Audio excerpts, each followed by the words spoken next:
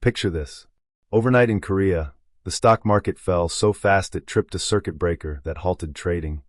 The big memory chip giants down around 13%. By the time that wave reached New York, the Nasdaq was off more than 2%. And yet, here's the strange part, more stocks on the S&P actually rose today than fell. I'm Onyx. And I'm Nova. Welcome back to the Working Thesis. It's Tuesday, June 23rd, and today was a fascinating one. A violent crack in the most crowded corner of the market, wrapped around a much calmer market underneath. Grab a coffee, let's pull it apart. One small thing up front, we genuinely love these companies as stories, but we're explaining them, not recommending them. So treat all of this as food for your own thinking, not financial advice. Stay curious, stay a little skeptical, and make your own calls. So the one-line version.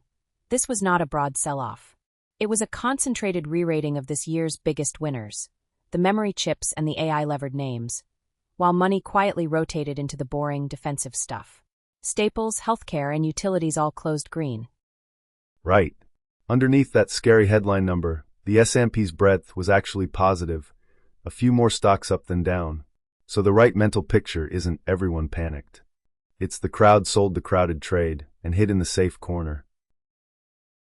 Quick scoreboard. The Dow was basically flat, down less than 0.1%, cushioned by value names like IBM, JP Morgan, and Merck. The S&P down about 1.5% to 7365. The Nasdaq took the real hit, down 2.2% to 25,600. The Russell down about 1%. And the fear gauge, the VIX, jumped almost 13%. But, and this matters, it still closed under 20, at 19.5. So the options market got nervous, but it didn't scream panic. Hold that thought, because it comes back later in a really interesting way. Let's go to the epicenter, Korea.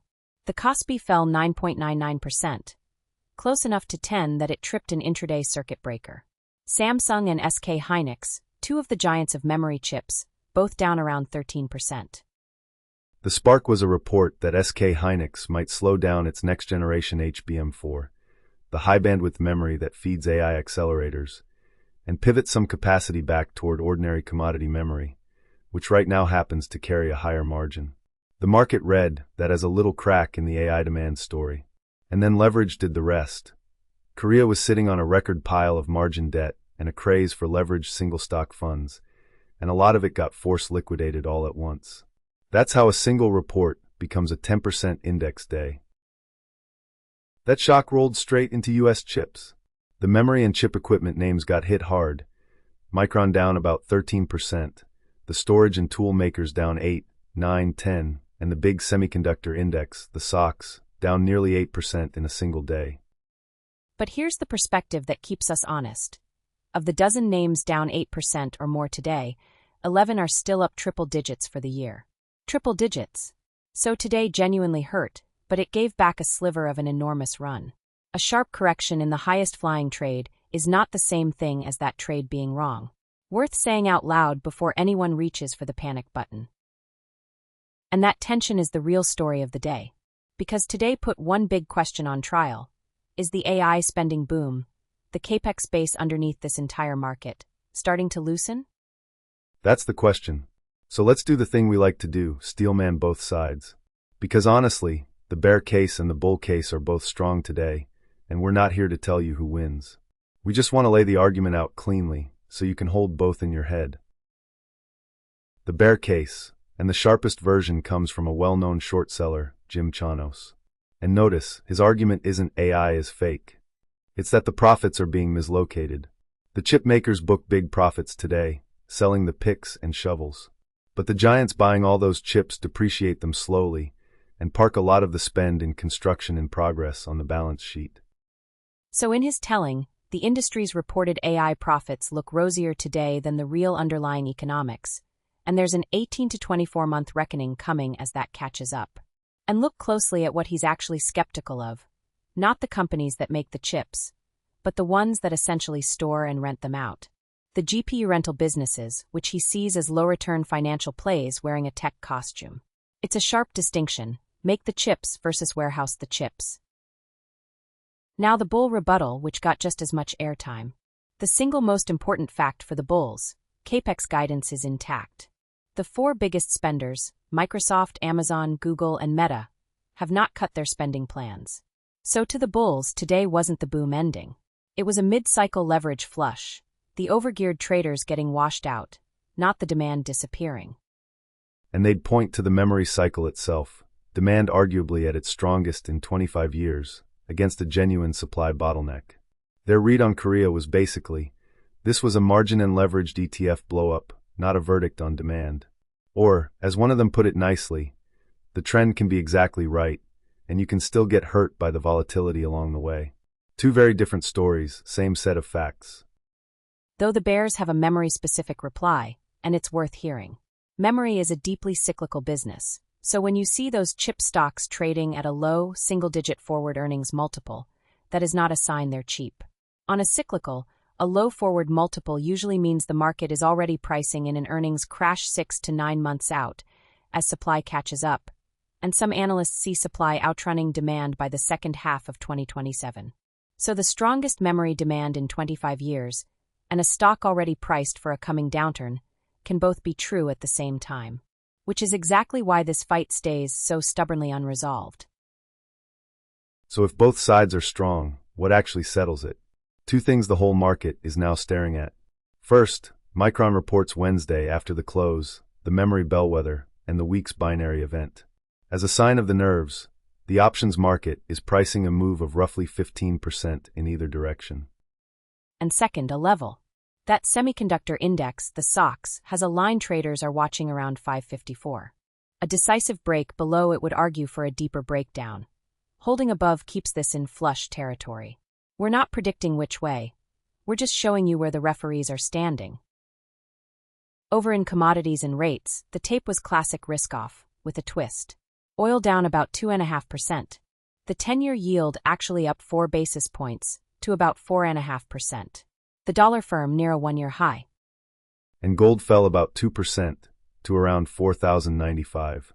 Now gold dropping on a scary day surprises people, but this wasn't a dollar move. It looked like deleveraging, forced sellers raising cash, some retail heading for the exit, plus a high-profile bearish call from a big bank. It's a useful reminder that in a fast, leverage-driven sell-off, even the hedges can get sold first as everyone scrambles for cash. We hold that read loosely, but today fit the pattern. The macro engine under all of this was a hawkish repricing. Several banks lifted their bets on Fed rate hikes. One house now pencils in 3 hikes into the fall. That's why yields rose, the dollar firmed, and the high-growth multiples, the names priced on far-off future cash flows, got hit the hardest. It's the simplest mechanism in markets. When the discount rate goes up, the most expensive longest-duration stories get repriced first. And right now, the most expensive longest-duration story is the AI growth trade. So a hike scare lands there first, by design. None of this needs a demand collapse to explain the move. Just higher rates meeting the priciest part of the market. Here's a genuinely interesting, slightly nerdy one. Today the Nasdaq 100 gap down more than 2%, while the VIX was still under 20, and within about 2% of its 52-week high. That exact combination has only happened around 5 times since 1999. And in the prior 4, the index was lower within a month. Now small sample for instances, so file it firmly under worth knowing, not destiny. But it's the kind of rare fingerprint that whispers. The calm on the surface and the crack underneath don't usually coexist for very long. We're flagging it, honestly not forecasting on it. Part of why today felt so mechanical is that it kind of was. There are 3 waves of selling forming, and they haven't fully converged yet. 1. The rare gap and the leverage unwind we just walked through. 2. It's late June, which means pension funds are doing their quarter-end rebalance. Roughly $100 billion of mechanical selling of stocks to buy bonds. That pension flow is actually why yields dipped intraday before closing higher. And 3, the trend-following funds, the CTAs, are sitting near their sell triggers. The S&P closed just above a level that, if it breaks, flips a lot of them from buyers to sellers. If all 3 waves stack up over the next few days, that's when it could get genuinely bumpy. The offset. Early July is seasonally one of the stronger stretches of the whole year. So it's a real tug-of-war between mechanical selling now and a seasonal tailwind just ahead. The rotation underneath was the real tell of the day. Out of semis and growth, and into defensives and value, staples, healthcare, utilities, all green. And the single green megacap on the board? IBM, up about 5%. A year ago, that sentence would have sounded like a typo. And notice the Magnificent Seven actually diverged upward from the high flyers. Microsoft up almost 2%, Amazon up a touch. On a day the speculative AI names cratered. That's the market quietly asking a brand new question. After a move like this, are the megacap leaders the safe place now? It's not an answer, but it's a fascinating shift in where people chose to hide. A couple of thesis-relevant items worth weaving in, purely as facts. The big one, nuclear power got a real, concrete catalyst today. The U.S. Department of Energy announced conditional financing of $17.5 billion for Westinghouse, the reactor company. And on a brutal red day, a uranium name tied to that deal actually closed green. And that fits a theme we keep circling back to. In the AI build-out, the binding constraint is increasingly electricity, and the own the inputs layer, the power and the fuel, keeps attracting policy and capital. We're not putting a number on it, and we're not telling anyone to do anything. We're just noting that while the chips were being sold, the power layer underneath got a genuine vote of confidence. Here's the subtle AI story hiding under the noise, and the nuance really matters. A Chinese open-source model called GLM 5.2 landed this week, reportedly rated around 4th overall, ahead of some frontier models, at something like a tenth of the inference cost. People are already calling it a DeepSeek moment, Part 2. And here's the careful read. This is not AI demand is cooling, and it's not prices are collapsing. It's that the cheap, efficient layer is getting really, really good. So the world optimizes, routes work to cheaper models, and diversifies toward open and self-hosted options. Usage right at the frontier might plateau, even as total AI demand keeps climbing, because cheaper inference usually expands who can afford to use AI at all. The honest takeaway is diversification and efficiency, not a peak. One company detail that ties the whole rotation together, Oracle, down almost 6%. Its annual filing showed two things at once, around 21,000 jobs cut, and a jump in AI capital spending.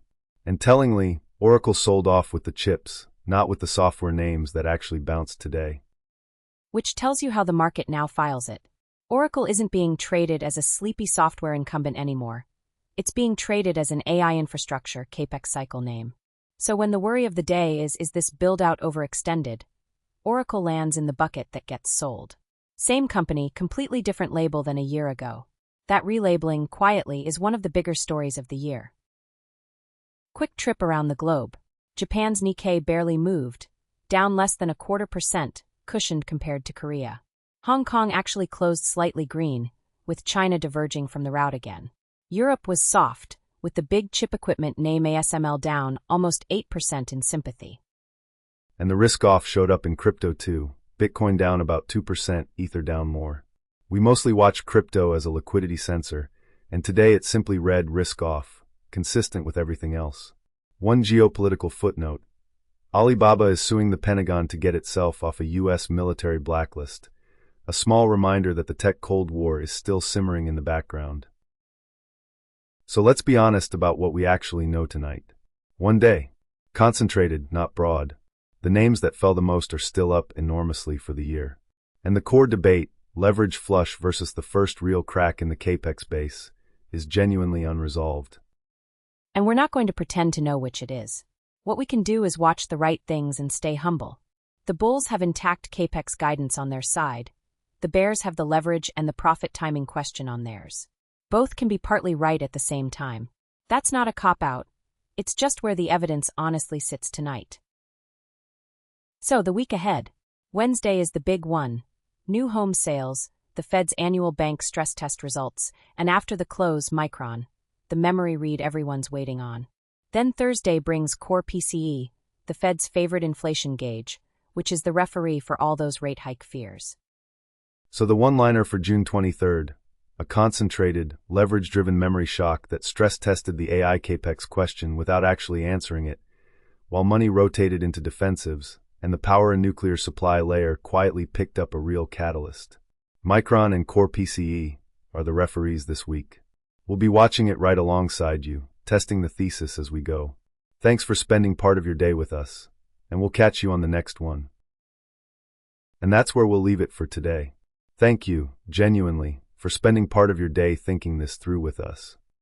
The whole idea of this show is pretty simple. We hold a handful of theses about the world, and we test them out loud, together, a little more each day.